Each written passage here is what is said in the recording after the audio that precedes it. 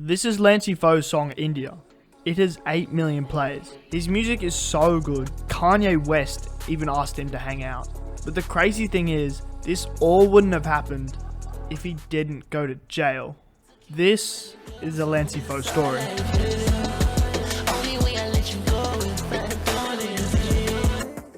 At 17 years old, an event would change Lancey's life drastically.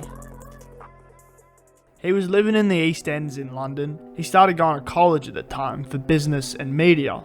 The thing is though, his college was located on the west side of London. So for him to get to college, that's a good hour and a half to like 2 hours. That's pretty fucked to be fair. Like, I do the same thing, and having that like 3 to 4 hours taken out of your life every day, it's fucking draining. Along with that too, he was paying for college, which is crazy at 17. Eventually, this became too much of a burden for Lancey. He couldn't keep travelling across London every day, paying for something he didn't want to do.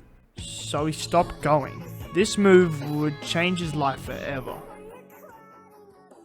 Being out of college, Lancey needed one thing: money. He would end up doing things around East London, trying to make enough money to live off. I can't and won't elaborate. But doing this, one random day was going to start everything for Lancey.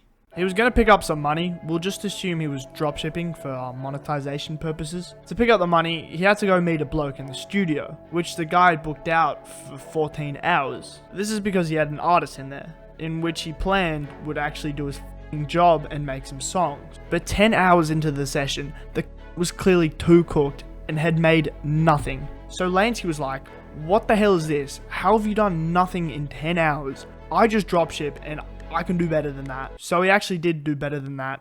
He hopped on YouTube and looked up some random type beats and made 3 songs in 4 hours, straight freestyles off the dome.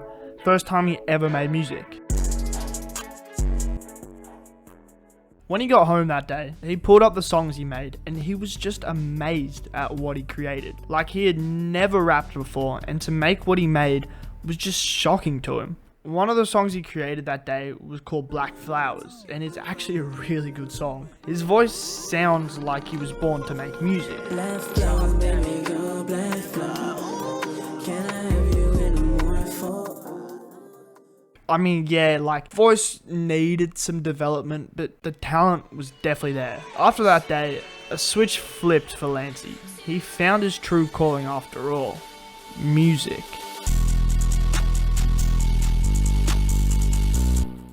Lancey was set on the fact that he needed to make more music.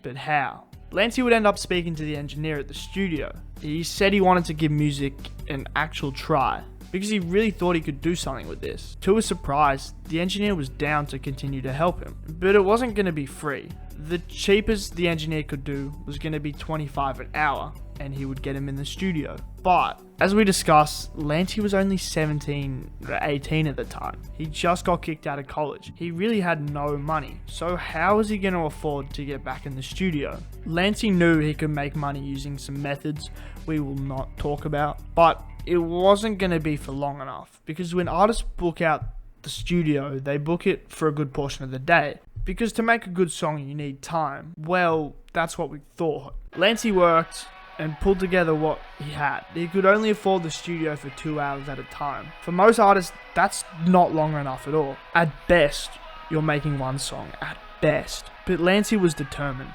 He was set on making this work. When he got to the studio, he realized he really did have a talent. Lancey could go off the dome and create every aspect to a catchy song in under 1 hour. When he got in the studio, something would just happen inside of him, and he would create a catchy song in like 40 minutes. This was absurd, but so needed, as we discussed, because Lancey couldn't afford to be in the studio for long. 5 months would pass. Everything was going great for Lancey. He loved making music. He loved it so much, in fact, he couldn't be away from it. If he wasn't in the studio, he would hop on his laptop on GarageBand and try to make tracks. Lancey had made so many songs, and they were being received really well. So much in fact, he had the opportunity to perform for the first time at Visions in London, but one event was about to send everything crumbling. 1 AM in London, probably 20 hours before Lancey's first show, he would get arrested. Lancey was sitting in his cell, on the verge of missing his first show, reflecting on everything that had happened to him since he got kicked out of college, and just how much he loved making music. But now, he's in this situation that could end it all. But luckily, Lancey was let out that day with bail conditions. He gets home, his mom was waiting. Usually, she would scream at Lancey growing up because he didn't give a fuck as a kid. But this time it was different. Lancey's mom was quiet and calm. She told him, "You only have one chance. This is your one chance. You either take it or you don't." That sentence changed Lancey's life. This was the first time he wasn't screamed at, that he finally understood that money didn't mean a thing to him, and his true passion was to make art and to discover himself through the process. Lancey would perform that day, and he never looked back since. Lancey's life growing up was all over the place. He never really was normal. He was always in trouble and you would never know what he was doing. This way of life inspired Lancey's first tape, Pink, in September 2015. This stands for Probably I'll Never Know. It is really different and all over the place, obviously mimicking how Lancey grew up. It's very synth heavy. It was a style no one really heard before. I got the keys to your heart. You search the screws in my past. I want you now and forever. But there was an issue. It was too all over the place. It lacked polish. Due to this, it didn't make any waves, with songs sitting around 20,000 plays. But 2 weeks after the album was released, Lancey would drop a single, which would shift his career. Lancey would drop About It, which was his first big single. It's sitting at 400,000 plays on YouTube, and it was the first time you saw some real numbers doing music. It made some big waves in the UK at the time. This was a massive confidence boost for Lancey, as it really showed he could really make it in music. People actually did want to hear what he had to say. But unfortunately, it wouldn't put Lancey in the spot he wanted to be in. This one-off big single wasn't going to be enough to make a career out of it. If Lancey was going to make a career out of music, he was going to need to make some changes. This sound was okay, but the potential was limited, so Lancey went to work. Lancey would spend the next 3 years completely reconstructing his music. His plan was to invent a completely different sound, a sound so different that you had to pay attention, but at the same time tell a story, not only through his lyrics, but through the song's production. Balancing these two things was tough, but eventually, in March 2018, Lancey got there. Lancey would drop Too Far Alive. This album was insane. It was the first time anyone has ever heard it. Was so hard to describe at the time. It was like cloud rap with aggressive synths, fun flows, and a ton of auto-tunes. I'm trying to imagine myself out of the street. I had a big crowd and I had a battle. If I had to pin it on an artist at the time, I would say it was probably closest to Young Thug. But at the time, it was something completely different. The album was definitely a good project, super experimental. But what this album did was this album would create a ripple effect that was about to change Lancey's life. Skepta at the time, which we all know is a massive artist, would begin to take note of the moves Lancey was making at the time. This led to Skepta DMing Lancey to come to a studio session with him. So how did this turn out? Skepta and Lancey immediately clicked. The uniqueness of Lancey's sound, with it being all over the place, mixed with Skepta's harsh delivery, would mesh perfectly. They would create the song Died Twice, which is a great song and would be a standout on his next project, Pink 2. This album would drop 2 months after his previous, but for it only being 2 months apart, the development was absurd. Lancey took a fat step in further refining his sound. This led to the album to perform amazingly, with songs reaching over 1 million streams. Lancey was growing fast after Pink 2. His face was everywhere in the UK. At the time, he was really on top of the underground in the UK, but he wasn't anything global yet. Yeah, if you were extremely tapped in with the underground, you would have heard the name, but other than that, the name Lancey Foux wouldn't ring any bells outside the UK. Something needed to change.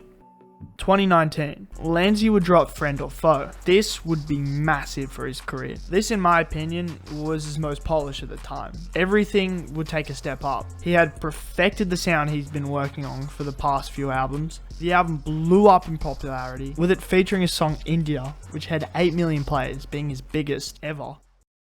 Lancey would then back this album up in 2021 with First Degree. This album took a different approach. He would keep the similar style but make it far more aggressive for this album, which worked great. Personally, I think it's one of his best projects. This, as a result, would see some massive numbers.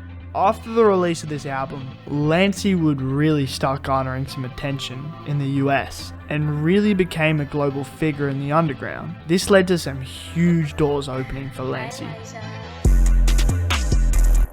In 2021, Lancey was out in LA for work. Kanye West would find out about this at the time. He was a fan of the movement Lancey was pushing through his music.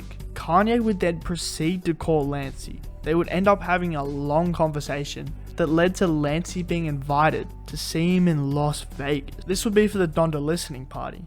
Lancey being around that environment throughout the creation of Donda would be monumental for him as an artist. After this experience, Lancey would create 2 albums that would completely elevate him as an artist.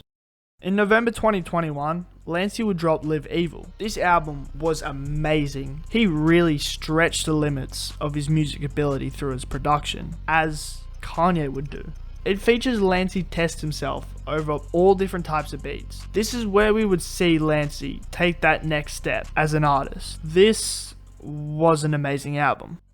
Off the back of this album, Lancey would experiment similarly to his previous album, but just in a completely different direction. This was more psychedelic and R&B inspired. The diversity allows it to flow well. Another great album from Lancey, doing awesome numbers and further pushing him as the godfather of his sound. We're all caught up with his career. Let's take a look at him in Opium. 2020 saw the rise of artists Destroy Lonely, Ken Carson, and the reinvented Playboi Carti.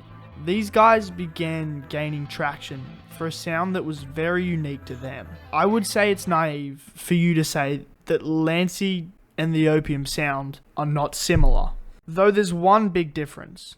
That is, both sounds come from different places. Lancey's experiences in music and I guess life were completely different to what led to the creation of his sound. Growing up in the UK, his family background, and how he was always different from others. This is the same for Opium. What led to the creation of their sound was a completely different thing from a completely different place on earth. Now what they've done is they've noticed they are similar and now have worked together to combine both their individual experiences to totally uplift the sound as a whole. We see Ken collaborating with Lancey, and we see, though unreleased, Lancey collaborating with Carti. What Lancey can bring to the sound is a whole new offset of different experiences and ideas. As we can see through his recent project, he almost turned the sound damn near R&B, which is sick and just goes to show. Lancey also creates an avenue for underground artists from the UK to become part of this sound, the movement, and just overall develop the genre. This is similar to what Playboi Carti did for Opium, putting on artists Destroy Lonely and Ken Carson. That's all I got today. Let me know who you guys want a vid on next. Subscribe, let's get to 10k. Thanks for the support. This is all crazy to me, like seriously, mind blowing. See ya.